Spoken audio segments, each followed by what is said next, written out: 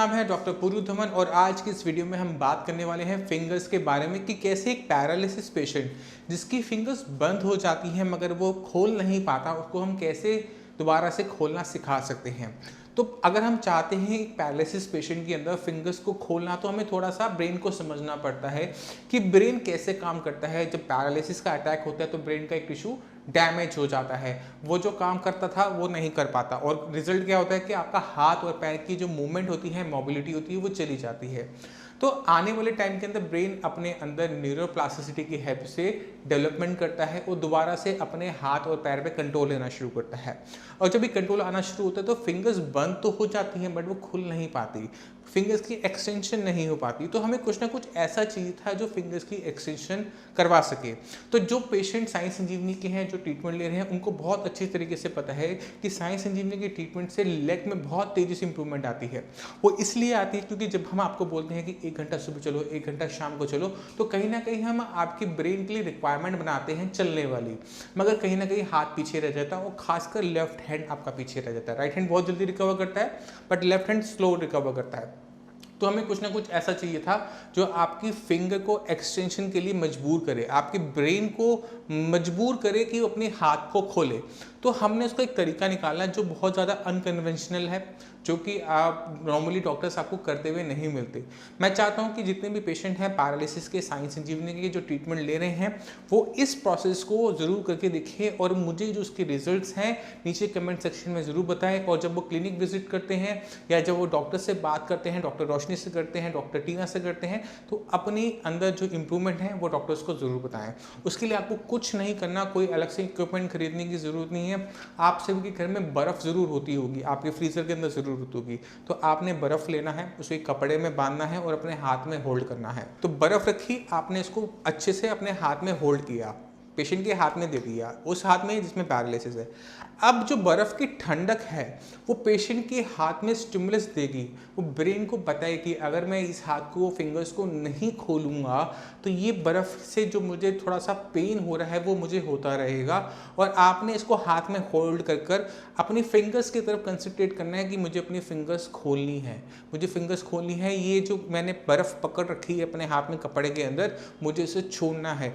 ये बर्फ़ है क्योंकि ये आपको नुकसान कोई नहीं पहुंचाएगी, अगर फ़ायदा नहीं हुआ तो नुकसान भी नहीं होगा, इसलिए इसे बहुत सेफ तरीके से हर पैरालिसिस का पेशेंट आराम से कर सकता है। तो हमने क्या किया, हमने हाथ में जब बर्फ़ पकड़ी तो बर्फ़ का जो पेन है, जो उसकी ठंडक है वो आपकी ब्रेन तक जा रही है, ब्रेन को बता रही है कि उंगलियां खोलो वरना ये आपको पेन महसूस होता रहेगा, उंगलियां खोलो। ये जो बार बार आपके ब्रेन को सिग्नल्स जा रहे हैं फिंगर्स को खोलने के और वो नहीं खोल पा रही, तो उसके लिए रिक्वायरमेंट तैयार हो रही है। किसके लिए? ब्रेन के लिए।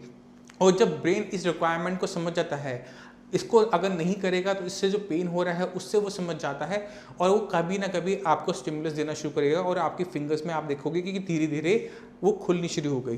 तो ये जो छोटी सी एक्सरसाइज है, यह छोटा सा स्टिमुलस है आपके ब्रेन के लिए, इसको सारे के सारे साइंस संजीवनी के पेशेंट्स करेंगे, अपना के देखेंगे और इससे होने वाले फ़र्क को इसी वीडियो के कमेंट सेक्शन में कमेंट करके सारे के सारे पैरालिसिस पेशेंट्स को बताएंगे, जिससे बाकी जो पैरालिसिस पेशेंट हैं वो भी इसको ज़रूर ट्राई करके बेनिफिट ले सके। ये छोटी छोटी चीज़ें होती हैं जो पैरालिसिस के अंदर हेल्प कर सकती हैं और हमें चीज़ों को करते रहना पड़ता है, नई चीज़ों को ट्राई करते रहना पड़ता है, नए आइडियाज़ को ट्राई करते रहना पड़ता है। क्योंकि पैरालिसिस का ट्रीटमेंट अगर आपका चल रहा है तो आपको पता है कि डॉक्टर्स हाथ खड़ा कर देते हैं, पेशेंट को बोलते हैं कि जाके फिजियोथेरेपी करवाओ, मगर फिजियोथेरेपी अगर आप करवा रहे हैं, कई सालों से करवा रहे हैं, तो आपने नोटिस किया होगा कि पहले 6 महीने में बहुत अच्छी इंप्रूवमेंट आती है, मगर उसके बाद वो इंप्रूवमेंट कहीं ना कहीं खो जाती है। फिजियोथेरेपी अभी भी करवा रहे हो बट इंप्रूवमेंट नहीं आ रही। क्यों नहीं आ रही? क्योंकि जब तक ब्रेन अपने अंदर न्यूरोप्लास्टिसिटी से अपने फर्दर इंटरडेंड्राइट कनेक्शंस नहीं बनाता, न्यूरॉन्स अपने आपको कॉम्प्लेक्स नहीं बनाते, तब तक वो फंक्शनिंग वापस नहीं आ पाती। तो मेडिसिन से हमने ब्रेन को रेडी तो कर दिया, आपके लेग में इंप्रूवमेंट आ गई, आपकी स्पीच में इंप्रूवमेंट आ गई, आपकी फिंगर्स में ताकत आनी शुरू होगी, मगर वो खुलेंगे नहीं ना, तो ये फिंगर किसी काम की नहीं होती, किसी चीज़ को पकड़ नहीं पाते। एल्बो ठीक हो गया, शोल्डर ठीक हो गया, बट फिंगर्स अगर रह गई तो ये एल्बो का ठीक होना, चलना, शोल्डर का ठीक होना साई संजीवनी की मेडिसिन से कहीं ना कहीं कुछ ना कुछ रह जाता है, और कहीं ना कहीं हमें भी कमी लग सकती है कि पेशेंट की पूरी इंप्रूवमेंट करवा दी और सिर्फ फिंगर्स रह गई।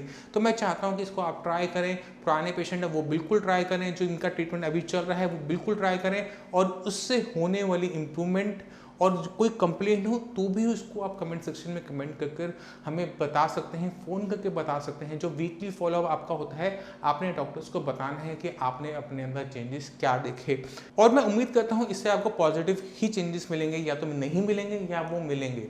तो हमने ट्राई करना है, अपने अंदर चेंजेस लेकर आना है, अपने ब्रेन को हमने मोर डेवलप करना है, न्यूरोप्लास्टिसिटी ब्रेन के अंदर हमने एक्टिवेट रखनी है। ये बहुत इंपॉर्टेंट चीज़ें हैं हर पैरालिसिस पेशेंट के लिए। इसे प्लीज़ ट्राई कीजिएगा और मुझे ज़रूर बताइएगा। अगर आपके माइंड में कोई भी डाउट है, कुछ भी पूछना चाहते हैं पैरालिसिस से रिलेटेड, पैरालिसिस ट्रीटमेंट से रिलेटेड, तो नीचे दिए हुए नंबर पर कॉल कर साई संजीवनी के डॉक्टर से आप फ्री ऑफ कॉस्ट कंसल्टेशन ले सकते हैं। आप अपॉइंटमेंट लेकर मुझसे भी आकर मिल सकते हैं। अब इसी के साथ आपसे बस मैं चलने की आगे चाहूँगा। मिलते हैं अगली वीडियो में, तब तक के लिए धन्यवाद।